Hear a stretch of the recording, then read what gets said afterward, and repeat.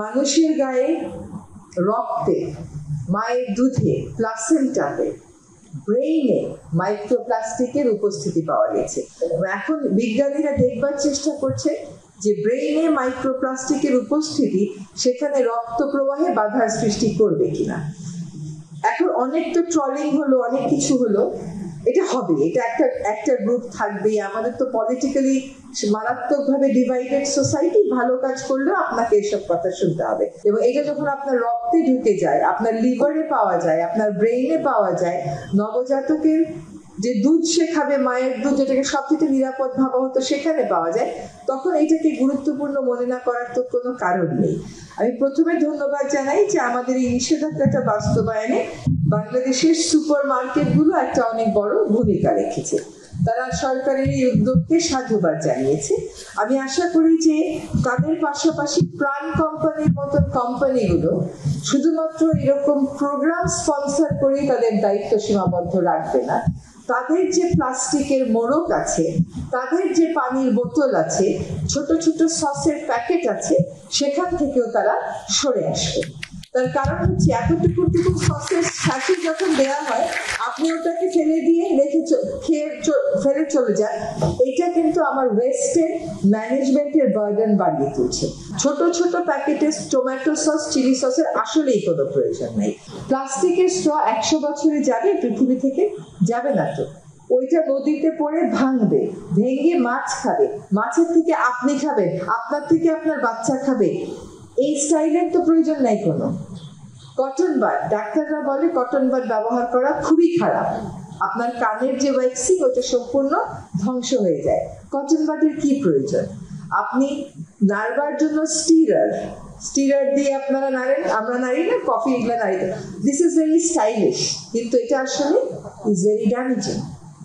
তো আমরা একটা মূল খবর হচ্ছে যে আমাদের যারা প্লাস্টিক প্রডিউসার্স আছে তারা এই 3টা পণ্য নিষিদ্ধ করার ব্যাপারে আমাদের সাথে একমত হয়েছে। আমরা খুব সহসাই এই 3টা পণ্য নিষিদ্ধকরণের দিকে যাব। এবং আরেকটা কথা একটু বলে রাখি যে আমাকে একটা প্রশ্ন প্রায়ই করা হয় যে কাঁচা বাজারে তো পলিথিন শপিং ব্যাগ বন্ধ করতে পারেনি। তার দুটো কারণ। একটা কারণ হচ্ছে আপনি নিজে বন্ধ করছেন না। আপনাকে যখন প্যাকেটটা দেয়া হচ্ছে, আপনি বলছেন না যে আমি বাসা থেকে ব্যাগ নিয়ে আসছি, আমার ব্যাগে দাও। কারণ আমার দাদা, আমার বাবা এইভাবেই বাজার করতো, আপনার বাবা দাদাও এইভাবেই বাজার করতো। ব্যাগটা দয়া করে সাথে করে নিয়ে যাবেন। আরেকটা কারণ হচ্ছে মানুষের অভ্যাস। মানুষ এখন আর ব্যাগের মধ্যে একটু রক্ত লাগবে এই জিনিসটা নিতে পারে না, কিন্তু বছরের পর বছর তার ছেলে মেয়েরা মাইক্রোপ্লাস্টিক আলা মাছ খাবে আর মুরগি খাবে, এটা ঠিকই মানতে পারে।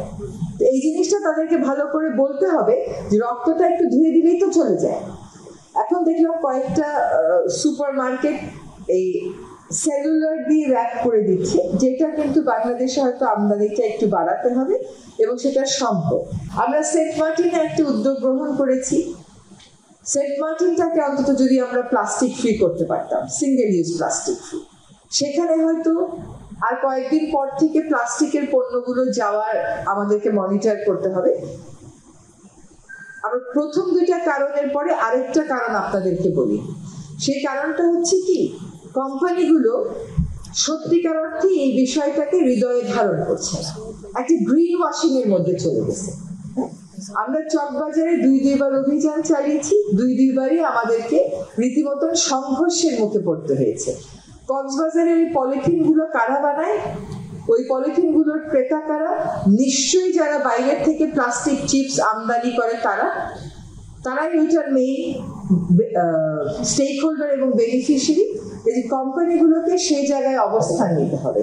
সরকার কিন্তু কারো বিরুদ্ধে এখনো কঠোর শাস্তির অবস্থানে যায়নি, কারণ আমরা বুঝেছি যে এটা অভ্যাসের ব্যাপার এবং আমরা এটাও বুঝতে পারছি যে আমাদেরকে বিকল্প নিয়েও মাঠে আগাতে হবে। আপনাদেরকে একটা বিকল্প বাংলাদেশে নেই, পলিথিন শপিং ব্যাগে, এইটা মানা আমার পক্ষে সম্ভব না। আমি ছোটবেলা থেকেই পাটের ব্যাগে বাজার করতে দেখেছি আমার বাবাকে।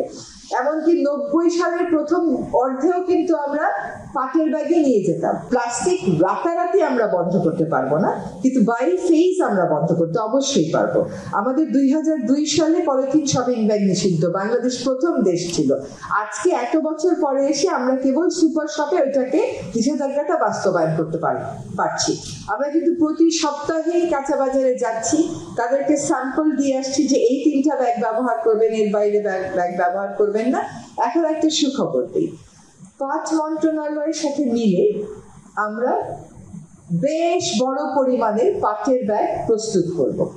এই পাটের ব্যাগটা আমরা সাপ্লাই দিব সাবসিডাইজ প্রাইসে, যাতে করে 40 টাকা দিয়ে একটা পাটের ব্যাগ কিনতে যে ক্রেতা যখন চিন্তা করে, সেই চিন্তা থেকে সে সরে আসতে পারে।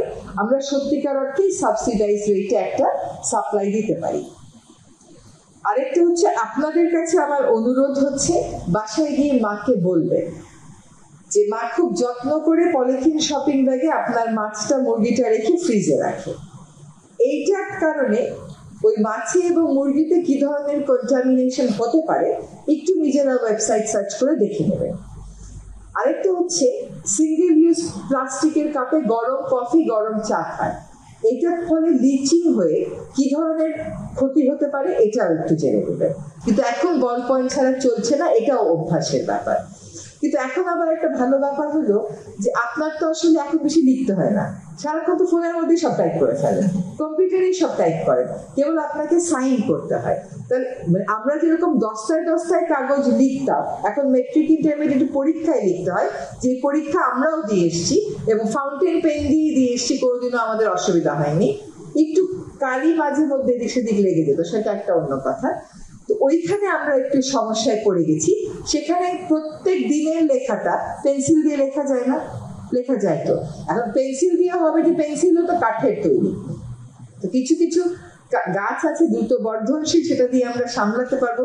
বেশিরভাগ নোট আপনি একদিকে আইপ্যাড ব্যবহার করবেন, একদিকে ফোন ব্যবহার করবেন, আর আবার প্লাস্টিকের কলমও ব্যবহার করবেন। এত ব্যবহার না করি, যে কোনো একটা ডিভাইসে আমরা চলে আসি, তাহলে এই রিসোর্সের উপরে আমাদের প্রেশার কমবে।